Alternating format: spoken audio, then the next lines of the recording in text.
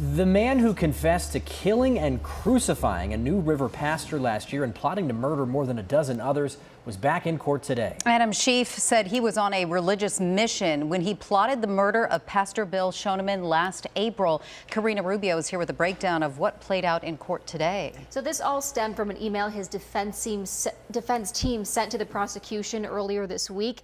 On Wednesday, they asked prosecutors for a plea deal, saying he'd agree to plead guilty to all charges in return for life behind bars instead of the death penalty. No response yet from the prosecution. They say they need more time to review that plea offer.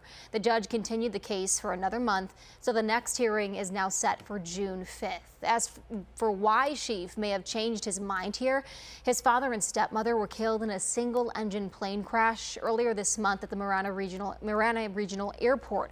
Chris and Jackie Sheafe were on their way back from Indianapolis, where they were cheering on the Arizona Wildcats in the Final Four.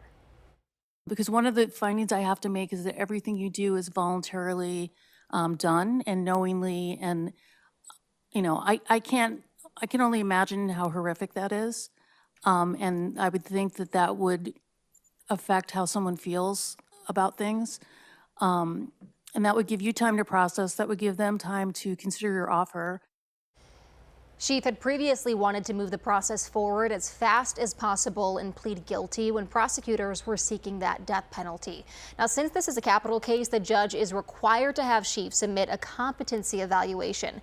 It's a process that could last months, but for now, the next hearing, as we mentioned, is set for 9 a.m. on June 5th. In studio, Karina Rubio for Arizona's Family. Karina, thank you.